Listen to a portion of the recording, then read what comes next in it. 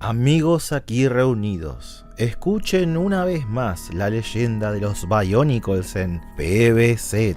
Bionicle es una franquicia que, como ya discutimos en el pasado, fue una variable fundamental para salvar a la empresa Lego de la bancarrota absoluta a principios de los años 2000. Las razones del éxito fueron varias, entre ellas una que destacó con mucha fuerza es que por primera vez los creadores de bloques otorgaron una contundente historia detrás de los juguetes, creando una narrativa con una mitología propia y el desarrollo de una saga pensada para expandirse por etapas a lo largo de una década. Es por eso que, debido a la naturaleza del proyecto, era inevitable que una pieza de ficción audiovisual fuera creada para seguir explotando su éxito, y en nuestro caso se manifestó en el 2003 en la forma de Bionicle, la máscara de la luz, lanzada en el tercer año de la franquicia y como cierre de la etapa 1 de los robots de Lego. Pero ¿es una buena película a la altura del resto del proyecto, o simplemente la cubre el velo de la nostalgia y por eso pensamos que es buena? Bueno, para poder responder esto, primero es necesario hacer una cosa. Una de las cosas que hay que comprender es cómo fue la llegada de Bionicle al público antes del largometraje, ya que la máscara de la luz es en un sentido el cierre de la primera etapa de la trama iniciada en 2001. Podríamos decir que los robots de Lego separaron su historia, por extensión productos, en eras de 3 años aproximadamente. 2001 a 2003 fue la primera de ellas, discutiblemente la más icónica de todas, pero como el largometraje llegó recién en 2003, ¿qué pasó con la historia en los años anteriores? ¿Cómo había sido contada? Bueno, en América Latina no lo vimos tanto, ya que no fue tan fácil, pero básicamente el punto de entrada a este mundo fueron estos CDs que salían en los cereales y estos pequeñitos de McDonald's, junto a toda una movida re importante de marketing en otras áreas. Se crearon trailers en CGI por Studio Ghost, presentando a los personajes, su mundo, habilidades y misión, e incluso estos cortos en muchas regiones se llegaron a pasar en el cine como si estuvieran promocionando una película que no existía, generando mucho hype y preguntas en los niños. Pero también se creó un juego gratuito en la web de Lego, el Mata Nui Online, el cual de forma episódica te iba mostrando la historia del primer año desde los ojos de un Matoran, es decir, uno de estos chiquilines. Junto a él presenciamos la llegada de los Toa, mientras en el proceso aprendimos de la cultura, el lenguaje y cada habitante de esta isla. El segundo año fue un poco menos impactante, ya que Lego no esperaba de ninguna forma un éxito tan grande. De hecho, jamás había tenido hasta la fecha un logro comercial tan potente con algo que era 100% de ellos, por lo que el 2002 fue un año relajado en medio de relleno, contando la historia a partir de cortos animados en Flash que poseen la estética del Mata Nui Online y no son malos, pero dejan algo que desear, se sienten un poco más como una producción apurada. Pero luego la historia fue sistematizada muchos meses antes del estreno de la película en Bionicle Chronicles, 4 libros escritos por Cathy Hapka que vendrían a ser la versión más canónica, entre comillas, de los eventos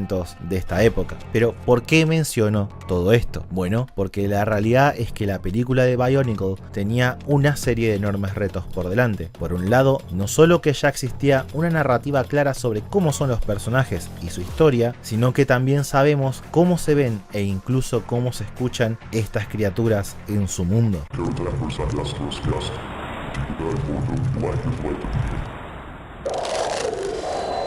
Entonces Lego se enfrentó ante una decisión muy importante. ¿Hacemos una película para los fans continuando una historia que ya de por sí está descentralizada y se forjó por 2 años en muchas plataformas con sutiles diferencias? ¿Y así creamos básicamente el cierre de esta etapa, o intentamos llegar a un público nuevo que no sabe nada de Bionicle? Bueno, en un sentido Lego fue por las dos opciones, haciendo un poco más de hincapié en la primera, cosa que en parte es lógico. Después de todo, ¿por qué hacer que la que parece entonces era una mega producción cara cuente y promocione una historia basada en juguetes que ya ni siquiera estaban a la venta, mientras había cosas totalmente nuevas ahí esperando a ser vendidas? Por eso nos encontramos en una situación muy complicada para el equipo creativo de Bionicle Mask of Light, porque necesitan contar una historia que sea una continuación de varias interpretaciones de las mismas 4 sagas, pero al mismo tiempo Lego demanda que el largometraje permita el acercamiento a un nuevo público, aumentando el alcance de la marca. Son objetivos hasta cierto punto contradictorios.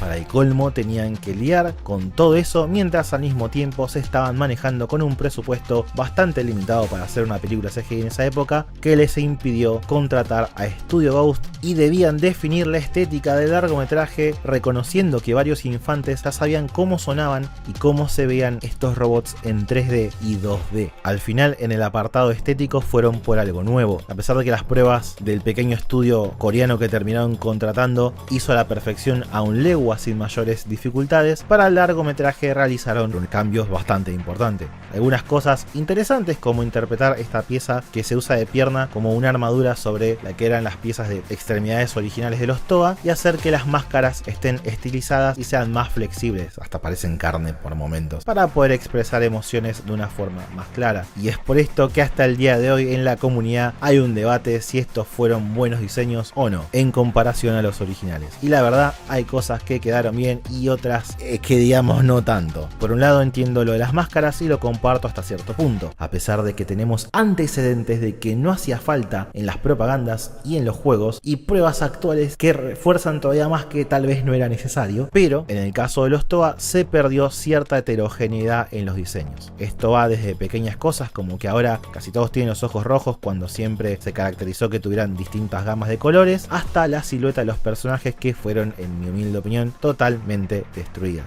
Uno de los grandes logros de Bionicle fue que, como Lego se encontraba en una crisis financiera, no había mucho presupuesto para crear demasiadas piezas nuevas en la línea, y sin embargo los ingenieros lograron con casi la misma cantidad de partes hacer sutiles cambios que dieron como resultados siluetas muy distintas. Por ejemplo, estos tres tienen el mismo cuerpo y sin embargo son muy distintos. Incluso aquellos que son similares, como no sé, Tahu y Ligua, simplemente cambiando la posición de dos piezas le da un perfil a uno de los Toas como algo más delgado y atlético que el otro. Con sus versiones NUA la historia no es muy diferente, y a pesar de ello la película los vuelve a todos virtualmente iguales, cambiando solamente los colores y algunos detalles menores en los brazos, dejando como resultado algo mucho menos impactante y memorable que las figuras. Los homogeneizaron, y en el caso de Pohatu y Onua, para el colmo, les dieron dos personalidades re genéricas, nada que ver con la de los libros, para fortalecer este proceso de volverlos súper genéricos a los Toas aparentemente. En este sentido podríamos decir que la decisión estética detrás de las películas fracasa totalmente.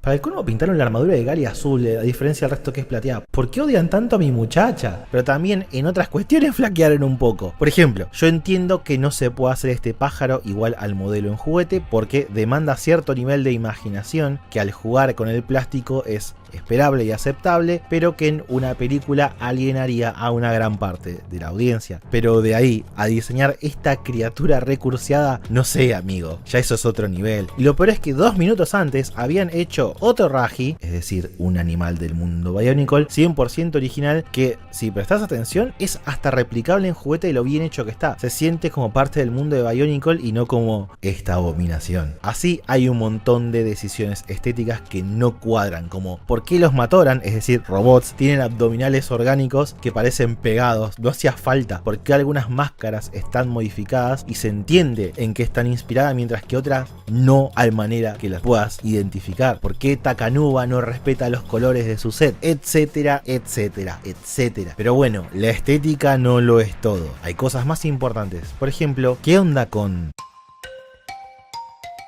La historia de Bionicle Mask of Light es sencilla. Un pequeño Matoran encuentra la máscara de la luz y junto a su mejor amigo va a un viaje en busca del elegido como séptimo Toa, mientras Makuta envía a sus nuevos soldados, los Rakshi. El largometraje nos cuenta una cruzada simple que, como ya muchos se dieron cuenta, es literalmente El Señor de los Anillos con un Frodo y un Sam robots. Pero sacando eso, ¿qué intenta hacer esta obra? ¿Qué logra y qué no logra? Bueno, en primer lugar, se nota que lo que intentaron hacer es apelar a un público nuevo a partir de una premisa que da la excusa perfecta para volver a presentar el mundo de los Bionicles. Por ello que no es tan alocado pensar en una historia que gire en torno a una cruzada de punta a punta en la isla, conociendo todas las culturas y pueblos. Y además, si ya los conoces, es tu oportunidad de verlos en formato película. Pero ahora, ¿el largometraje puede explorar algo realmente fuera de mirá, este es un Okoro, acá viven los Bionicles bajo tierra y nada más? Y la verdad que no, solo se puede limitar a eso. universo. Lejos quedó la exploración de los libros y los juegos debido a que no hay tiempo. Son pequeños muestreos de 1 minuto o 2 y no mucho más. Un montón de lugares y personajes quedaron de fondo o simplemente no los vimos, y lo que se mostró, si sos fan, no es satisfactorio, además de que es redundante, y si sos alguien nuevo, digamos que la isla de Mata Nui no deja una fuerte impresión, ya que no lograron volver a la isla memorable como lo hicieron otros productos de Bionicle. Por otro lado, tenemos el tema de los personajes. Hay una realidad, y creo que fue la decisión correcta en hacer que los Matoran sean los protagonistas de la historia. Si bien siempre los Toa son el centro del marketing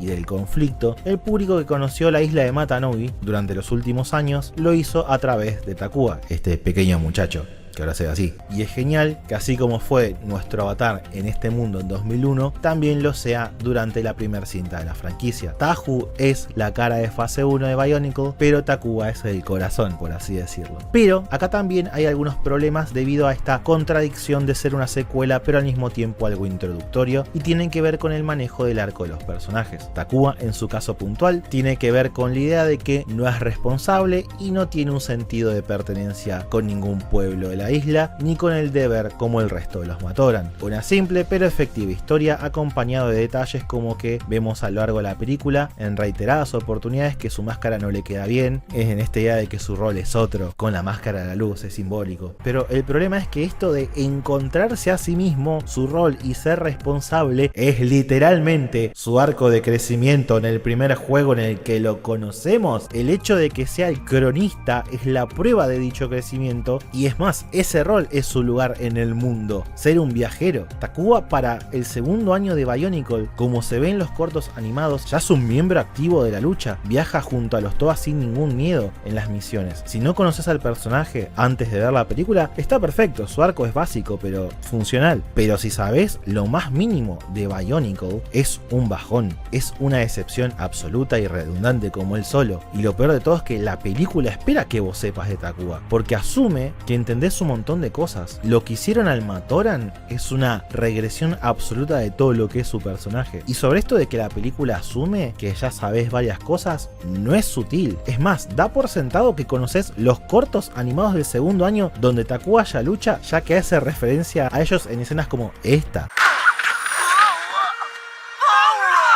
Con los Toa la situación no es muy distinta, de hecho es más deprimente. Si jugaste algún juego, viste el contenido del CD, los cómics o los libritos, lo que hace el largometraje es asesinar violentamente a estos guardianes. Bionicle no tiene una historia que sea digna de un Pulitzer ni nada por el estilo, pero el largometraje nos muestra a los Toa fallando una y otra vez porque no saben desde el principio trabajar en equipo, cuando el punto de todas las historias del primer año pasa por justamente eso. Vienen sobreviviendo desde su primera misión porque aprendieron a trabajar en equipo de tal manera que terminaron uniendo su cuerpo y mente en una batalla. Nos encontramos frente a la contradicción de querer ser una secuela universal, así solo hayas jugado con los juguetes, solo hayas leído un libro o un cómic, pero al mismo tiempo, como quieren que conozcas las personalidades iniciales pre-desarrollo de personajes, te cuentan la misma historia del primer año, pero de una forma mucho más cortada, sin conocer realmente a estos pobres bufones que destrozaron. En concreto, devaluaron la historia. Entonces, ante esta situación, nadie puede quedar satisfecho con la experiencia. Así lo único que conozcas son, no sé, los juguetes físicos. Porque seamos honestos, nadie va a decir, oh, nada más emocionante que ver a mis dos figuras de acción a las puteadas entre ellas y perdiendo todos los combates en las únicas 4 escenas que salen. Oh, sí, nadie va a pensar eso. Es imposible que si sos fan, no sé, de Onua o de Gali o de Tahu, no te decepcionen, no hacen nada en la película. Lloran un rato y ni siquiera son parte central de la historia, y es medio una lástima porque del lado de Lego, en lo que es el equipo de creación de juguetes y conceptos, planificaron todo lo que iba acompañando a la película re bien. Pasamos de un año con Borox, que ya sabes, conceptualmente son muy buenos, su aporte y relación a la historia es una maravilla, pero son estas cositas chiquitas que se ven poco imponentes cuando los pones junto a un Toa, mientras que acá diseñaron y crearon a los Rakshi, que son bestias enormes en comparación a los Toa, y además literalmente son parte de Makuta, pues hasta replicar eso de que se arrancan arranca un pedazo del cuerpo para crearlos, dándoles vida. Y se nota que el estudio se percató del potencial de los Rakshi porque los usó muy bien en el largometraje, posiblemente lo más memorable de los villanos, porque se sintieron como una fuerza contundente. Otra cosa que me encantó es el diseño de la máscara de la luz, porque tiene rasgos de la máscara Pakari de Takua, pero también a la Hao de Yala, por lo que si vos no sabés la identidad del séptimo Toa, puedes intuir que cualquiera de los dos podría ser él, cualquiera de los dos diseños podría transformarse en esto otro. Así hay un montón de detallitos en los juguetes que parcialmente fueron transferidos a la película y disfruto un montón, pero al mismo tiempo sufro por todo aquello que no se exploró para nada de lo que había planificado Leo para el largometraje. Pero también hubo una figura clave que tuvo un gran impacto en la historia y en la película. Hablo ni más ni menos que de... Makuta es una de las mejores ideas que salieron de Bionicle, al punto que creo que es una gran pieza de ficción por fuera de la franquicia. Y en esta película lo destruyeron, lo hicieron pedazos, no dejaron nada, ni los pedacitos. A ver, ¿por qué digo esto? Bueno, en los libros, juegos y demás cosas, hasta este momento, Makuta era algo etéreo, una voz, una sombra. Y en su debut en la franquicia, en un juego, bueno, más que decírtelo, voy a mostrártelo.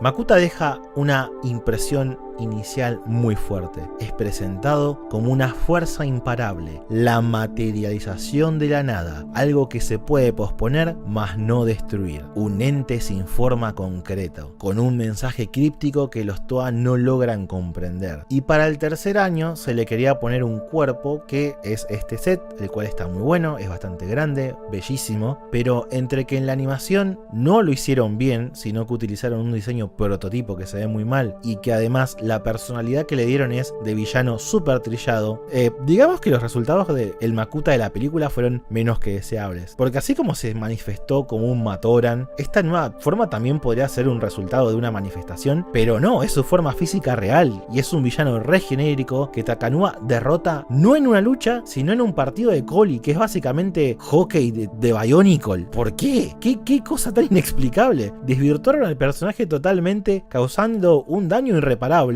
a la entidad, y que de hecho de acá en adelante pasamos de un concepto casi de horror cósmico a un villano genérico que año a año se va a ir devaluando a partir de acá. Para el colmo, luego de derrotarlo, Takanuma decide ir a abrir una puerta que se encontraba en la cueva para despertar a Matanui, cosa que no nos explican qué significa, que en papel la escena está buena porque es una recontra revelación. Estamos a miles de kilómetros bajo tierra, el Toa de la Luz abre una puerta y de golpe vemos un océano y un cielo. Es como, ¿qué está pasando acá? Pero la película lo comunica de una forma tan pobre que el impacto se pierde. De hecho, gran parte de la audiencia no lo percibe. Yo me acuerdo que cuando la vimos con mis amigos, porque la alquilamos a la película en el VHS, pues somos unos viejos de mierda, nadie se percató de que era esa situación de por qué hay un océano y un cielo bajo tierra, sino que pensaron que era una puerta de salida y nadie entendía al final por qué era levantar a Matanui.